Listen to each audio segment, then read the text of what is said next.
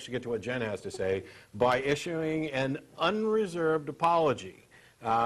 Last week and the week before, Matt Slick was on the show, but after last week's show, Matt sent me an email, and he was listening, sorry, I'm looking at the wrong camera. He was listening to the post-show webcast and was under the impression that I called him a liar. I don't think that I did.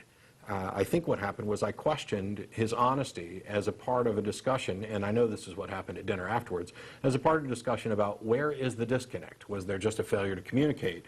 Were we talking past each other on a point? Was I simply wrong? Was I failing to communicate? Or is he being dishonest, as so many apologists before him have been?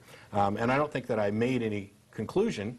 I simply questioned it. But if the implication was there that I was calling him a liar, then I apologize for that.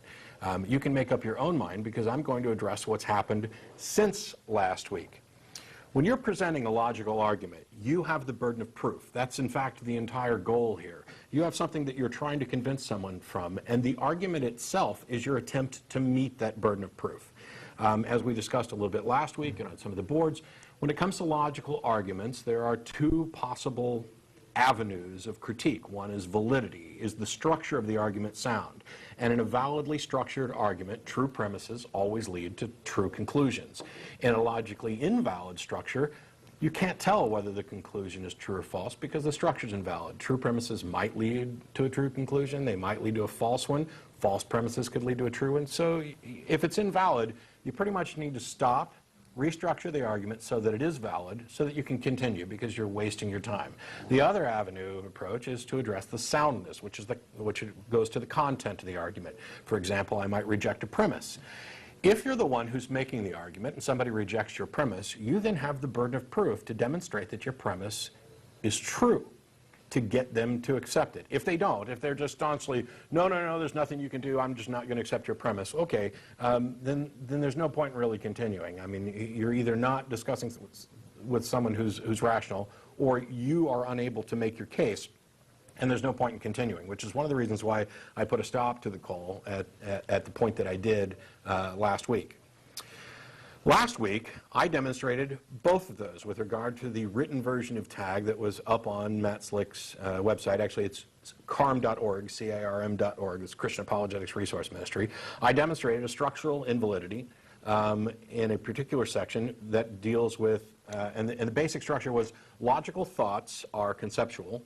They are based on these logical absolutes, and therefore the logical absolutes are conceptual. That is structurally invalid, and to demonstrate this, I used another example, which is I have a concept of an apple, therefore the apple is also conceptual.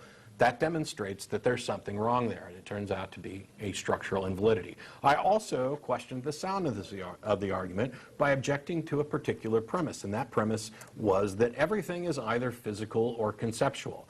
And when and at that point, Mr. Slick had the obligation, the responsibility, in order to defend his argument, to demonstrate the truth of that dichotomy, that physical, conceptual were the only two options in a dichotomy.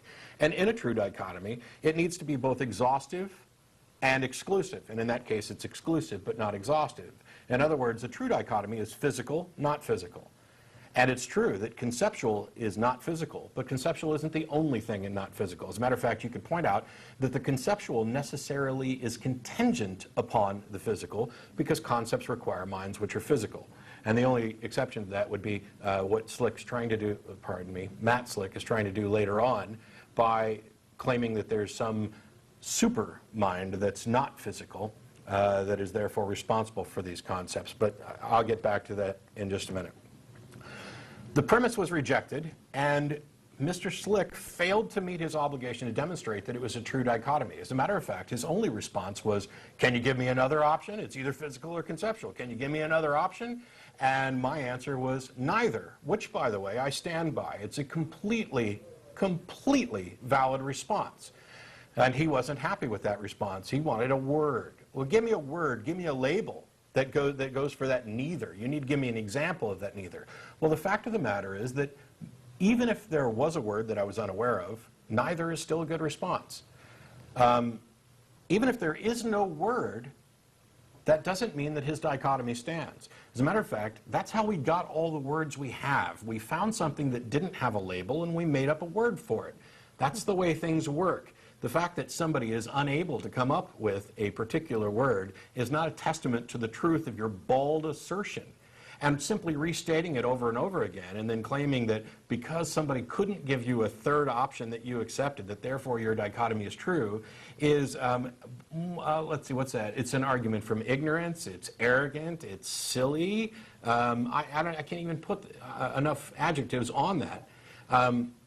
The proof of the dichotomy was his. He failed to meet that. So I thought that, you know, all this aside, we'd move on to something else or whatever. Also, at that point, or around that point, is when he started sidetracking. Instead of defending tag, he started, I don't want to say attacking me, but addressing me by saying things like, well, I presume that you're an atheist, so I presume you deny God and that you're a philosophical materialist and a philosophical naturalist. Hello, that's a whole lot of hand-waving you've got going on there, because all of that is irrelevant to your argument. If we have defeated your argument and you're ready to concede, please feel free to do so and we can move on to those other areas. But trying to redirect me towards something that is irrelevant to tag doesn't make tag any more sound. It's unsound and it's invalid, and I showed you why. I didn't declare victory at the end of that for a number of reasons. One is because it's kind of silly. An argument is either valid or invalid, sound or unsound, regardless of our ability to defend or attack it. The argument is what it is. And also, if your goal is to convince someone, then the audience is definitionally the judge for themselves. So it would be pointless for me to sit up here and claim victory. And yet, evidently, Mr. Slick doesn't seem to understand that, because he went around to comments on YouTube videos and starts declaring victory. Oh, yeah, Matt was unable to give me a third option. Oh, ha-ha, I won. You know, tag stands, it's valid. No. Not only is that childish, but it demonstrates that you're not arguing honestly. So it seems that my questions about your honesty in argument, not in all aspects of life, were at least valid. So maybe, while I didn't call you a liar, maybe I was onto something with all of these deceptive tactics in the argument, and questioning your honesty was something that was reasonable at the time. So going back to this issue of the dichotomy, I already talked about it a little bit. His point was that the dichotomy is physical and conceptual, that those are two prongs of a true dichotomy, and that's simply not true. I already talked about how conceptual is contingent upon the physical. The true dichotomy is physical and not physical. For example, most people think that true-false is a true dichotomy. Matter of fact, I would imagine that if I didn't give Matt Slick any heads up, he'd say that true-false is a true dichotomy, because there's another little point in his discussion about the logical absolutes in tag where he kind of demonstrates that he doesn't understand this. True-false is not a true dichotomy. True and not true. That's the true dichotomy. True-false is only a true dichotomy for truth statements, not for statements, which is why something like the liar's paradox, which is the statement is false, is still subject to those logical absolutes that we talked about last week: identity, non-contradiction, excluded middle. And not excluded, as Mr. Slick seems to think.